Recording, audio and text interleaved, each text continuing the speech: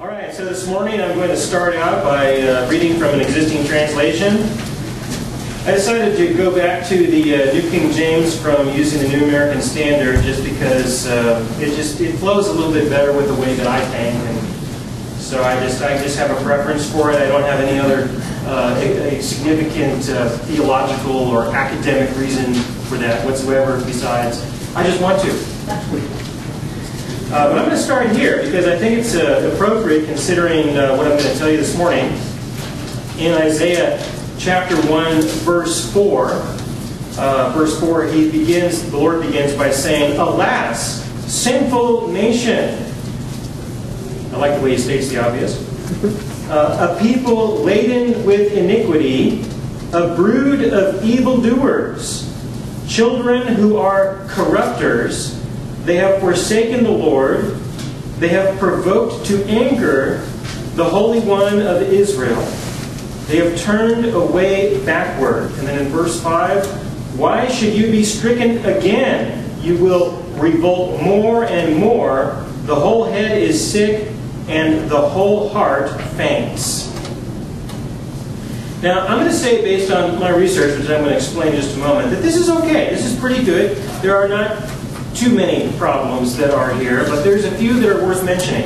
I'm going to start out in verse 4, where he says that they have forsaken the Lord, they have provoked to anger the Holy One of Israel. And I'm going to tell you in advance that where it says they have provoked to anger, this is not correct, and I'll let you know that's not correct before I get started, just so I don't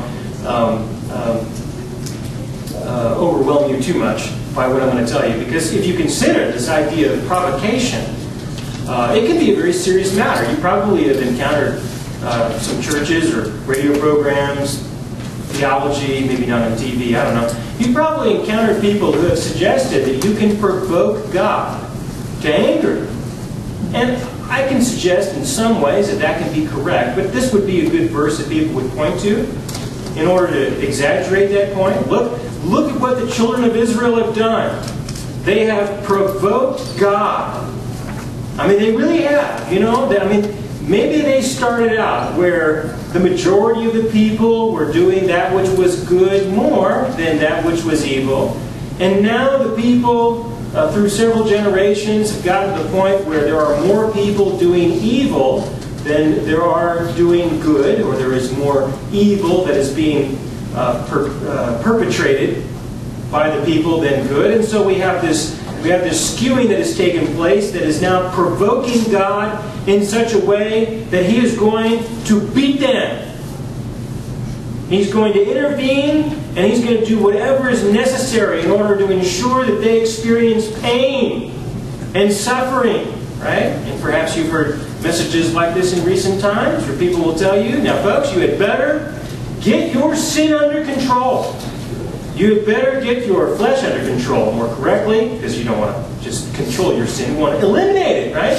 You had better get the sin out of your life, no matter what it is, and you had better do that, otherwise you're going to provoke God.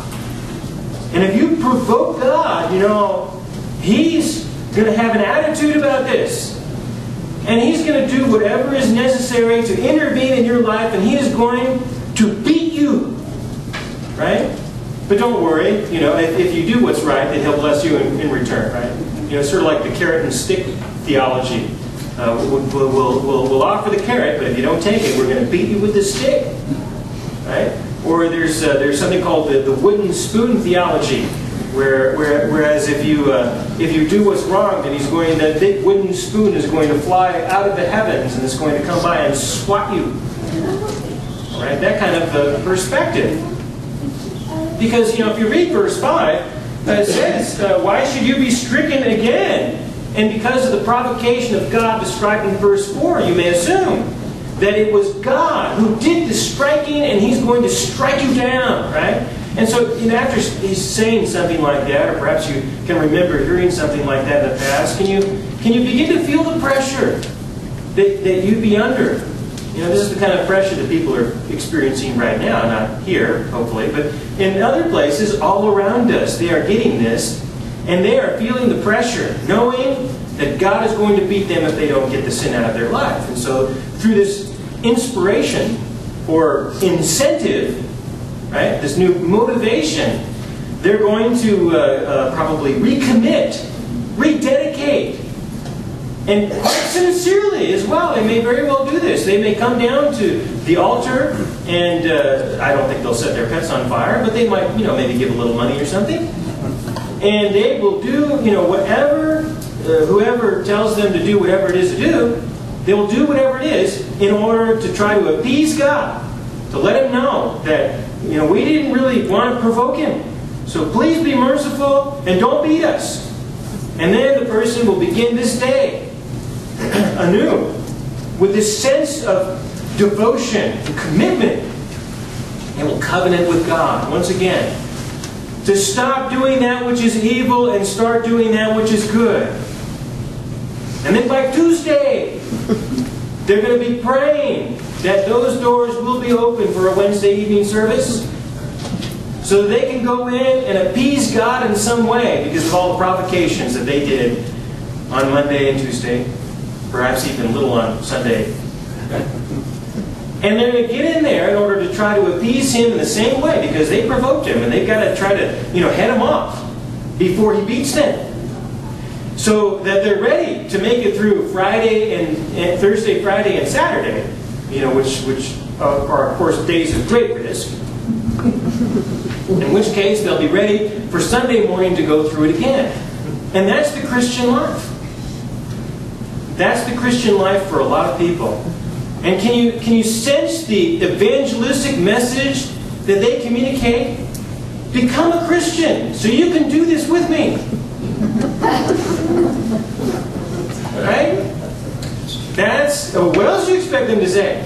Maybe a little bait and switch, right? Maybe something like, God, He loves you. He'll take you right where you are. Just come to Him, and He's not angry. He understands, and He's forgiven you. So come to Him, and He will make peace with you. You will make peace with Him, and things will be just fine. Come back next week, and you had better get your flesh under control, or He's going to be angry, and He might kill you. Because it'll be such an embarrassment, He's got to take you out early. Right? You're laughing because you heard these messages before last week, right? I'm not exaggerating, not in this case. There are cases where I will, but in this case, I think I've been pretty spot on, haven't I? All right, so for the sake of time, I had to make it short. Normally people would condense all of that into a good 30-minute message. All right, so that's what people will usually read from here. There are a couple of things in here that are good. When it says in verse 4, children who are corrupters, that's correct. A brood of evildoers, that's not correct. And I'll explain that in just a moment. They have forsaken the Lord, that is correct. The Holy One of Israel is correct, but not in the context of provocation of anger. So I'm not saying that it's completely invalid. I'm just wanting to say that there's a couple of complications here. So I'm going to trade Bibles. And I handed out the translation in advance there. If you don't have a copy, perhaps raise your hand or spread the good news with your neighbors.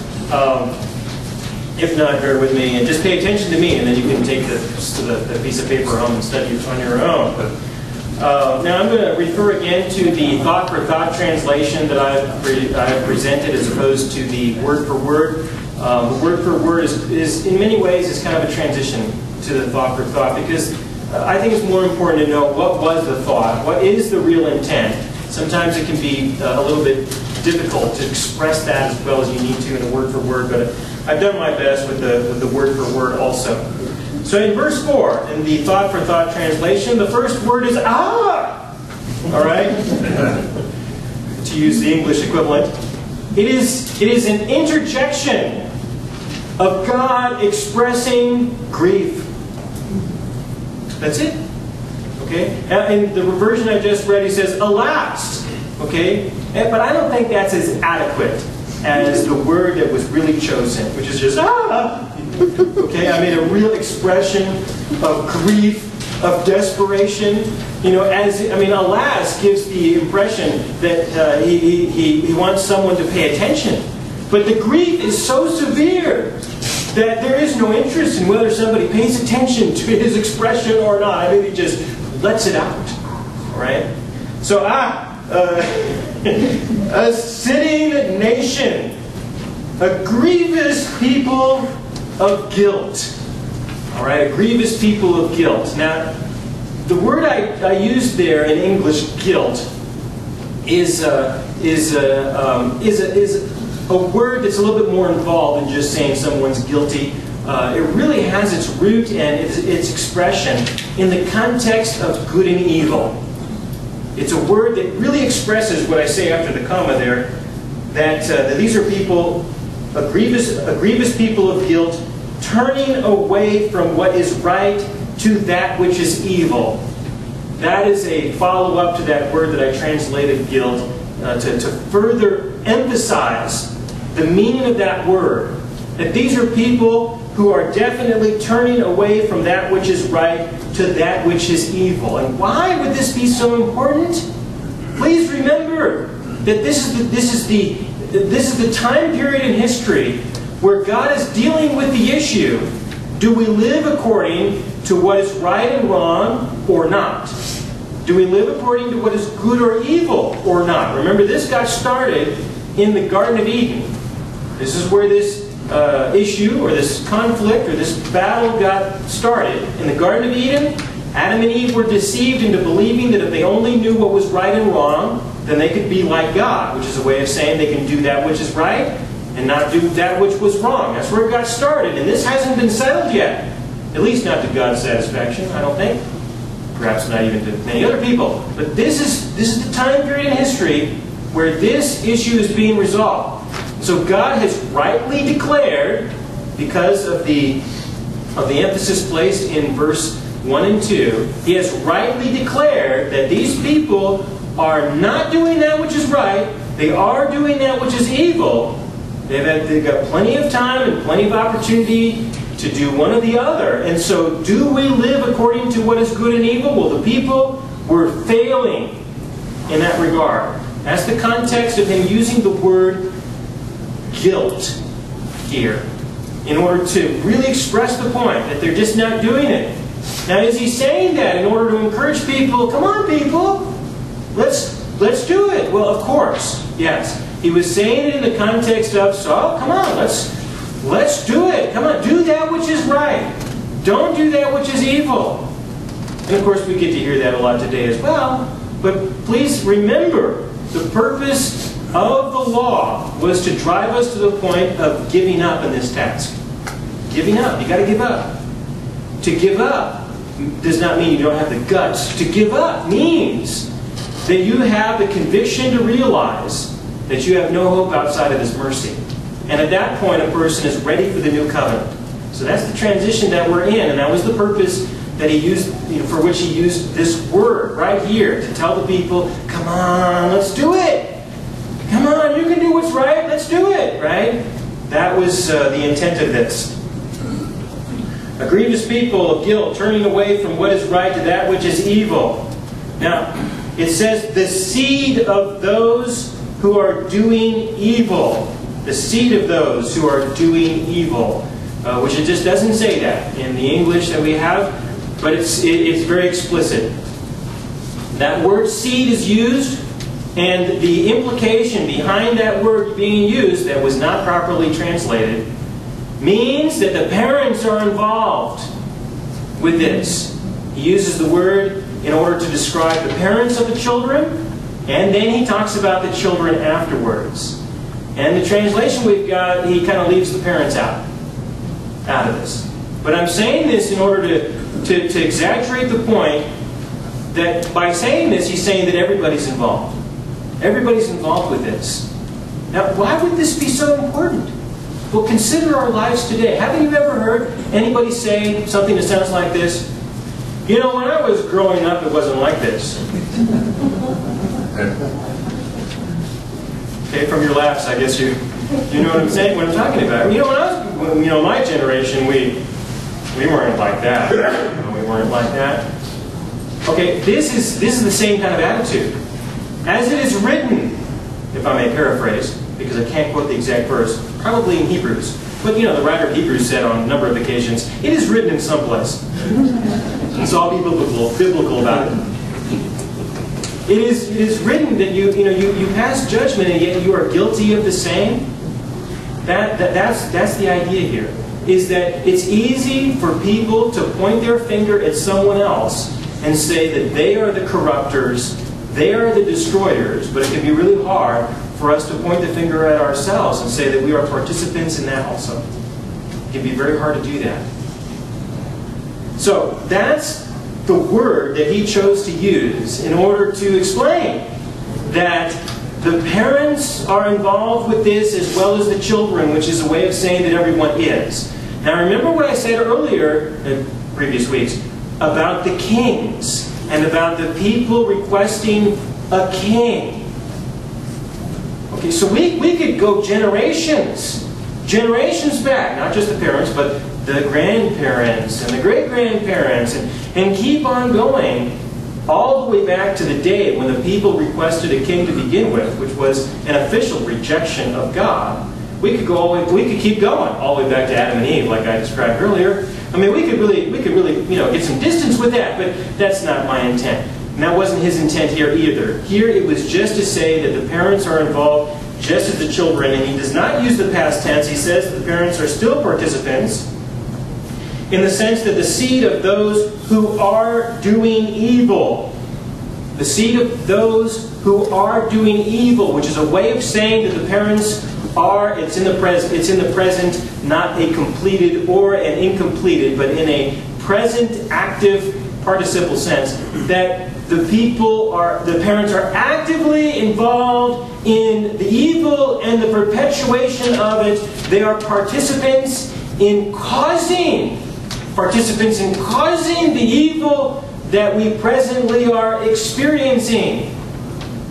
That's the grammatical construct of the verb that he chose to use, to say that they were actively causing such a thing. Now, I have parents. I'm sure you have parents also. Maybe they're not alive or whatever.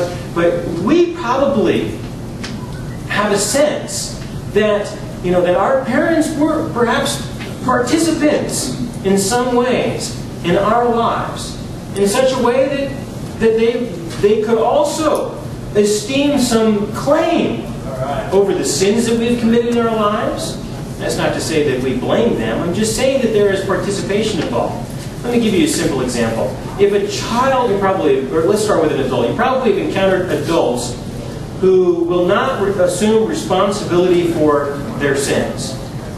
Right? It might be related to the fact that their parents never informed them that they needed to be responsible for their sins. Okay, this happens. This happens in various ways. Usually in the name of love, right? The child sins. Let's pretend it didn't happen. Let's pretend it didn't happen. Now I have different conversations with my children. I say things like, "Should I let you be bad? Should I let you hurt your sister or your brother? Should I let you do that? Would that be right? Would that be the right thing for me to do?" Now, that puts the responsibility on them, not on me, that they have to assume responsibility for their sin. But this is a very unusual approach and a very unusual attitude, perhaps not with you and your family, but in the families that are around you. Right? This is very unusual. In most cases, people will, to a degree, not teach their children to be responsible for their sins.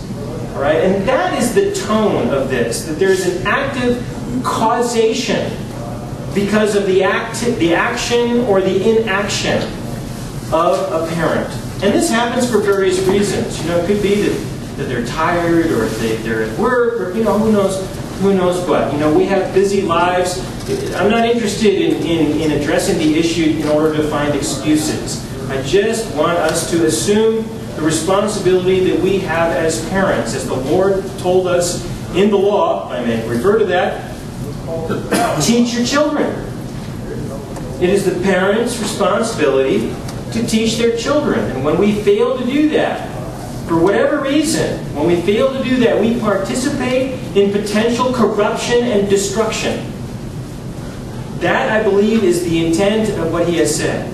Now, of course, there is no opportunity to just, beg God for forgiveness and throw in a little penance or whatever. That's not the issue. In the New Covenant, it's simple. If we are not teaching our children, then start teaching our children. It's as simple as that. There is no need for us to try to find some way to inspire through guilt, incentives, punishment, or beatings, or anything like that. We are motivated by the Holy Spirit of God in order to do that, and we will do the best we can with what we have. But there is one thing I'd like to just add to it personally that I think is just really important, that I think can be hard for us to do because of our pride. And that's what I'd like to add just personally, is that for us who have children, and we're teaching our children, and we're raising our children, I really believe that we should take the posture that our children would hopefully one day become greater than what we are.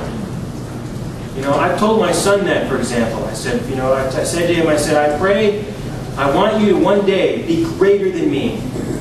And I let him know things like, he's only 6 at the moment. I let him know things like, you're going to be stronger than I am one day. And he's like, oh, because right now I'm a lot stronger than he is. You're going to be smarter than me one day. And he's like, oh, I'm going to teach you everything I know so that I don't have anything else to teach you. And then every other thing that you learn in addition to that will make you smarter than me. And it's something to be excited about. It's something to rejoice in. But sometimes in our own personal pride, we may not be willing to do that. We may want to hold a few things back. It's a complicated thing between the master and student relationship. Often is that the master or the teacher sometimes wants to hold a few things back just in order to give them an advantage. This happens in martial arts. You don't want your students to beat you up, for example. So you've got to hold a few things back, a few techniques and methodologies in order to respond. I taught you a lot, but I didn't teach you everything. And we need to do it with the opposite respect. I'm going to teach you everything. All right? And when we begin to do that, then you'll see a paradigm shift. That instead of seeing a gradual decay, where the parents seem to sin a lot, the children seem to sin a lot more than the parents do. All right? Which, is a natural progression in various societies. So yes, when I say, well, it wasn't like that when I was growing up, there is legitimacy to that. It's not an excuse for the way that they were growing up because their parents might have said the same thing about them. All right? But at some point, we need to encourage a reversal so that the children will say, it's a good thing. It's not the way it was when I was growing up. Again, it's a good thing things are not the way they were when I was growing up. They are much better. We are smarter. We are wiser. We are more successful than the generation previous. And when people will begin to take that kind of an attitude, then there will be an opportunity for reversal. Now, from a national point of view, this normally does not happen until after the public has entered into the dictatorship and slavery phase. So, depending upon the society that you are in, you have to examine your own nationalistic structure. And if you're entering into that dictatorship phase, it's unlikely you'll be able to avoid it. But after that, maybe 3 or 4 generations later, then the people will begin to start to crawl out of that, where they can say that our lives now are not like our parents were. From a nationalistic point of view, this is hard, but from an individualistic point of view, anyone can invoke that at any time, regardless of what's going on around us. At any time, in any family, in any generation, individually, this can happen. A way of expressing this is to say that there can always be a remnant. There can always be a remnant. All right, so the seed of those who are doing evil, and then cometh children who are causing this corruption and destruction. that says that not only the parents but the children definitely have their role in what we are seeing at this time. They forsook, and I put the word Hashem in there in order to indicate that this is an unpronounceable name. That is the only Hebrew word that I will transliterate into English, which just simply translates as the name. Because I don't know the name, and there is no way to add vowels to these consonants in order to construct a name according to the rules of Hebrew grammar.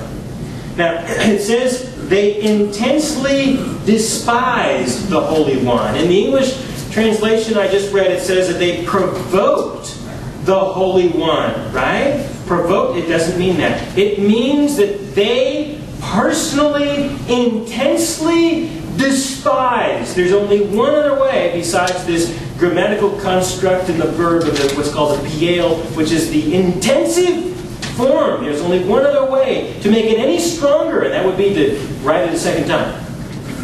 Okay, which does happen in Hebrew on occasion. This is the most intensive way of saying that the people despised the Holy One of God. It doesn't say that they provoked Him, although that may have been a side effect. But it doesn't say that. It says they despised Him in the very core of their being. They absolutely despised Him. Despised the Holy One of God. I'm going to come back to that in just a moment. They casually turned back, alienating themselves from Hashem. Alright, they casually turned back.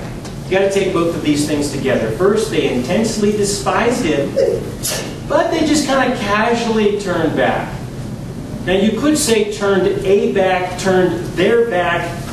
You know, there are ways to write that in Hebrew, and it just wasn't written that way. It was just written in a very generic sense. They just turned back. That's how it was written. So I kind of hesitate putting they turned their back, something to that effect. I do hesitate a little bit in writing that, but in order to make this somewhat understandable, sometimes I'll use that word. But I want you to understand that the way that this is written here is that it says intensely despised, but casually turned their back, alienating themselves from God. That was the physical, visible, and audible manifestation of an attitude of intensely despising God. Now, perhaps you've encountered this on occasion, where you've spoken with someone about the Lord. Perhaps you've spoken, and they seem to have this casual attitude of being alienated from God. They'll say things like, well, you know, good for you. You need to believe that. Something to that effect. Or they might say something that's a little bit more ridiculing. Or they might say, well, there may be God. Maybe He's got something to say. They're casual, but by saying that, they also don't want to hear it. They're casually turning back. They're casually alienating themselves. But deep down inside, they despise Him. Absolutely. They just won't tell you. But you keep talking to them long enough and you'll eventually find out. Right? In some cases. Not in all cases, because not everyone feels this way in terms of despising. But you keep at it. I mean, not in a rude way.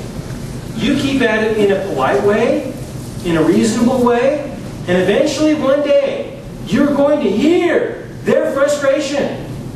They might say something like, don't ever speak to me about this God of yours again. Right? And what are they expressing when they say something like that? They're expressing that deep down inside, truly, they really despise Him. They just don't have the guts or the courage to say it. Now, don't provoke them over this. Give them a way out. You know, give them an opportunity to one day bend the knee before their God. You know, there's no need to then confront them and say things, oh, you really hate God, don't you? Because then they're going to say, oh, I don't. There is no God to hate anyway. You know, something to that effect. If you haven't had these kinds of conversations, get out there a little bit more often, right? You know, get out there. Deep down inside, that is something that only the Lord knows. Unless He reveals to you divinely, then you know also. But those are individualistic circumstances, and perhaps the Holy Spirit will will give you that wisdom and that enlightenment when you're speaking with someone, if you are dealing with someone who deep down inside either totally despises God or perhaps is just simply a little afraid to approach Him, not really understanding that He doesn't hold their sins against them anymore. That there are differences. And so don't take the position of this person despises God unless He gives you that revelation. And even then, I would not want to encourage anyone to expose someone's heart without His directive, because if they do, you may close some doors that you would probably find better to leave open. This is a really important thing to understand when understanding the wisdom that He is providing here, because we can be dangerous. Right? We can be very dangerous with the wisdom of God. So be sensitive with the power that you are given when the Lord shows you the heart of an individual. All right? Be very sensitive to that. But there are people who really do have that kind of an attitude. Perhaps you've noticed on occasion you've had a discussion that's turned into an argument maybe with someone, and then perhaps you've won, only to realize that they still don't believe anything different than what they believed before. Or perhaps you've argued for hours or days, and you may even find yourself going in circles with your discussions with someone, and it just feels like you're just not getting anywhere. Remember, I've told you in the past that you probably are dealing with someone who doesn't really care about the issue that you're arguing. They may not really care, but they're using that in order to keep you distracted and to keep you far enough so that you can't get to the real issue at hand. Now, they're arguing one thing in order to protect themselves from having to be exposed about something else. The same thing. A person may secretly despise God and turn back, alienate themselves. And this is a way to do it. This is a way to do it. I took a phone call this week from someone who wanted to discuss the subject of forgiveness with me. And it didn't take me very long before I got to ask the question, I'm still trying to figure out why you're calling me. You know, you get those kinds of calls every once in a while. And that usually deals with the issue right away. Well, this person really wanted me to answer his yes or no question. Do you believe that if we sin, we should not ask God for forgiveness? Do you believe that? Now listen, if I say yes or no to that answer, that's not going to deal with the real issue. What is this person presenting to me? What are they suggesting to me? They're suggesting that I don't take sin very seriously. Right? That's what they're saying. You know, if you sin and you don't even bother acknowledging that before God, maybe asking Him to forgive you or something, you don't think it's that big of a deal, do you? You don't take it very seriously, do you? That's what they're trying to ask me, and they're asking me to say that, which of course I would never say that. But if I say yes or no, you know, if I answer their question the way they ask, I'm set up. Right? Because there's no reason for them to listen to my follow-up explaining why. Okay, so the question that they're asking me is, do I take sin seriously? So how do I deal with that?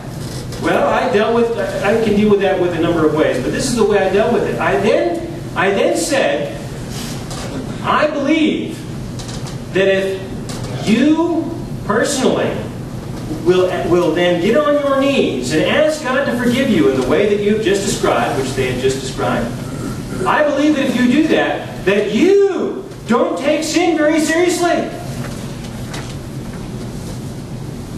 Right? If I answer yes or no, then I don't take sin very seriously. But by saying it that way, I'm showing them that they don't take sin very seriously. Why wouldn't they be taking sin very seriously? What is the wages of sin? It's death. All right? You sin, you die. Oh no, don't worry. Just say you're sorry. Say you're sorry? You just apologize? Okay, well, do it on your knees. But you do it on your knees, you do it on your nose, I don't care how you do it. You're still doing it, and you're not taking it seriously. You're not taking sin seriously. You know how evil it is? I mean, it's horrible. It's evil, it's wicked, it's an abomination before God. And you think you can just say, oh, you know, God, I'm sorry. And you may even mean it. but what is that? You know, what is that? Right? That is a way of despising the law of God. You want the law? He asked me, you know, well, do you believe, you know, in the law? I told him, I said, you know, I teach the law. You want the, I didn't say this, but you know, I followed this up on occasion. You want the law? I'll give it to you. I gave him a little taste, and he couldn't take it. Round one, he was out. All right, that was round one, just on that. You know, you despise intensely the law of God because you want to replace it with something like this. This is the new sacrificial system. You know, it's Levitical light. Come on, let's get heavy with it, right? You know, go to the law, read the law, study the law, know the law, and obey. Do that which is right. Stop doing that which... What business do you have even sinning at all? Who do you think you are to even bother go in sinning so you can say you're sorry? Don't bother with that. Let's just get it right now and just be done with it. Right? And why don't we just be done with it? Why do we have to add this, you know, this ritual, you know, that we put on top of it, hoping to keep him from beating us because we provoked him? Right? That's what they're getting at. So do not be afraid of those who despise the Lord in their heart and won't admit it. Do not fear them, but be sensitive to those who may not despise him and may just be afraid themselves and just may need to hear the truth. They will, if they're willing, if their pride will allow it, they will receive the Holy One and they will not despise him. All right? So that's verse 4. Going to verse 5. For what reason should you be beaten anymore? Now, you have to be sensitive with this. Because the question is God doing the beatings or not? Alright? Now, he might have been. I'm not wanting to say that he's not. But definitely not here. I will say he definitely does not say that he is here. But you've got to keep reading in order to get this. So we have to keep reading. Let's keep reading. For what reason should you be beaten anymore? You will persist in rebellion, which has been translated pretty well in the version I just read. That was well done. Every head to self-imposed sickness and injury, which was not conveyed. Self-imposed. For those of you who are Hebrew grammarians, it's written in the hitpael, reflexive, self-imposed. They have beaten themselves. Alright? They have beaten themselves. They have made themselves sick to the point of injury. It is a reflexive word that says that God is saying, why should you be beaten any more than you have beaten yourselves? This is not about provoking God and he responds. This is about why should he even bother to respond? The beatings are so, look what you've done to yourself, it's so bad. I mean, this is so embarrassing, I could not even bear to participate.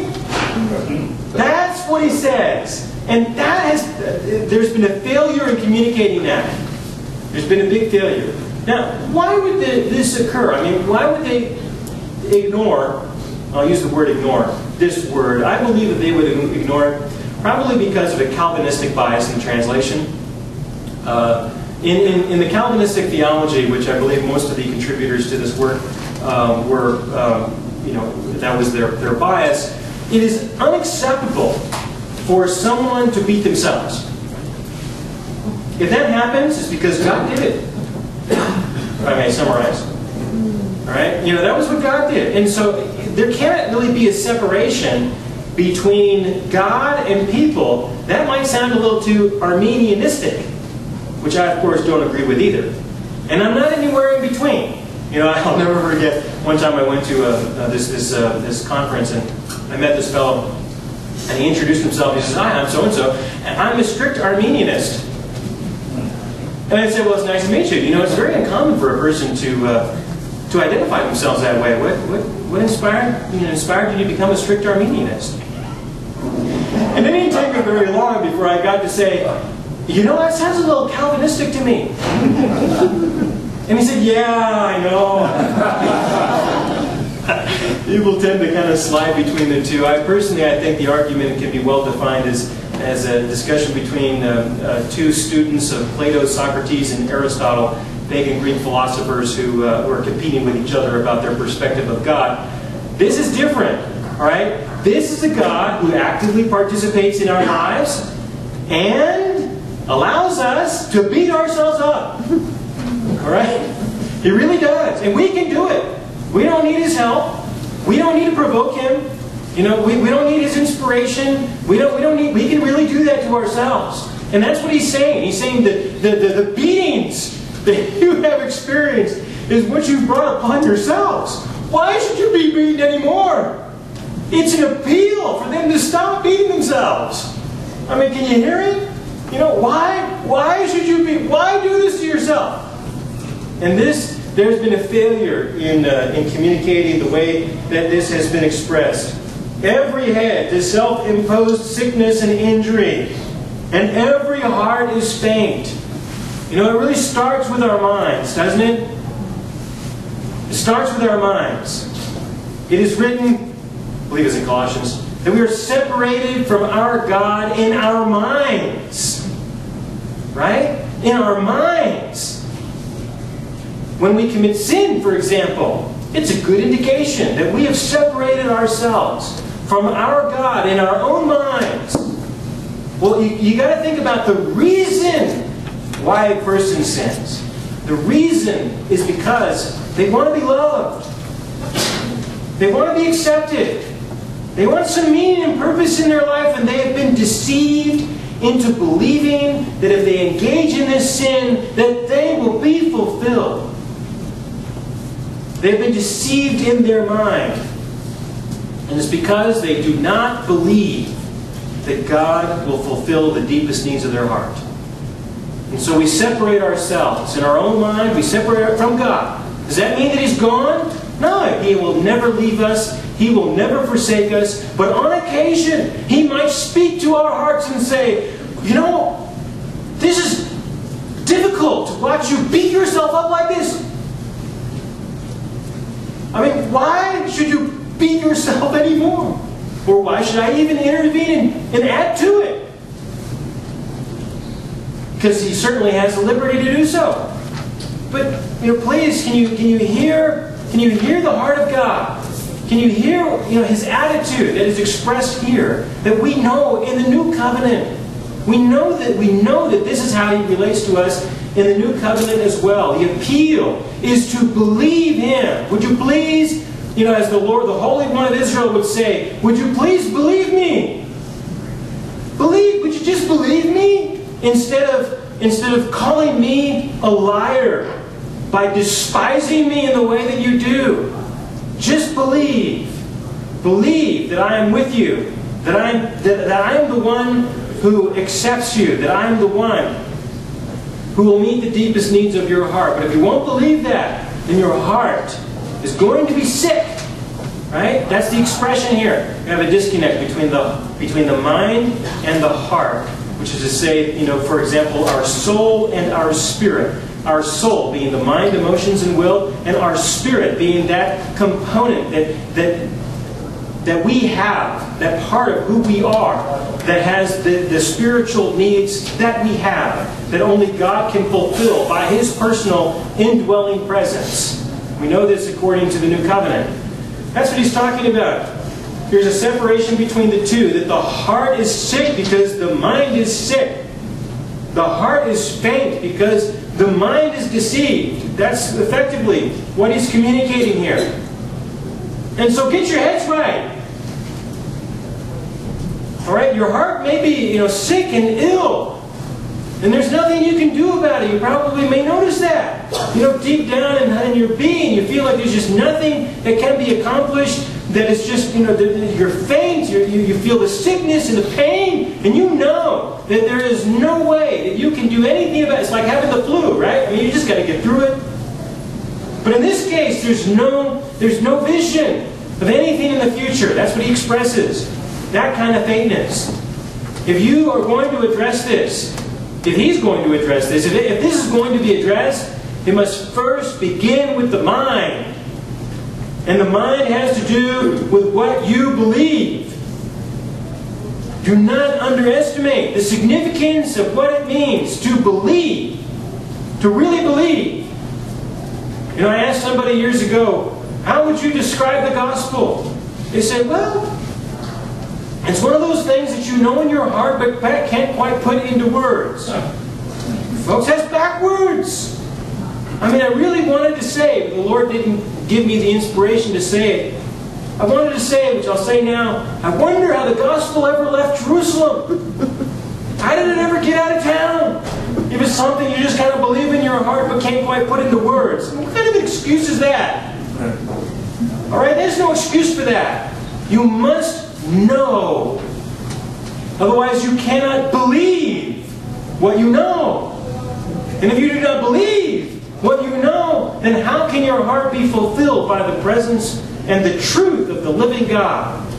As the Lord said that the Holy Spirit would come and He would guide you into all truth. But what good is that if you've got no mind to believe or to know? So again, verse 5, for what reason should you be beaten anymore? You will persist in rebellion, every head to self-imposed sickness and injury, and every heart is faint.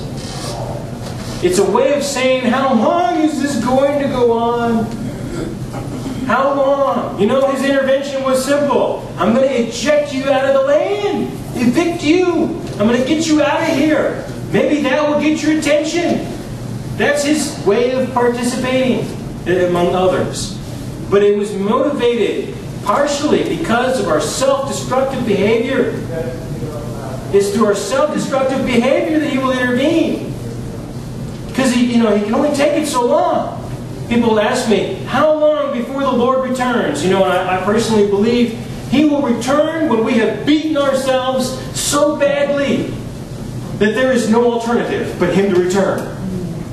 Because between now and then, I believe He will provide every opportunity for people to turn to Him, to stop being so suicidal, to stop being so self-destructive. Every opportunity. How much opportunity should a person get?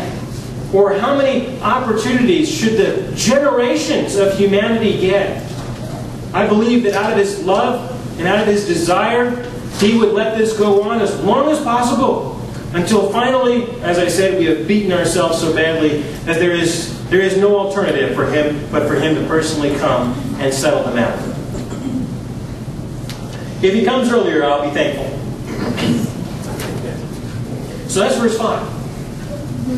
And I will proceed into verse 6 and 7. You know, the other verses are pretty similar. I'm going to use those as kind of a review. And then I'll proceed from there. So please consider this, all right? It's very, very challenging for people to consider that God would relate to us this way. But can you sense the heart of God through this?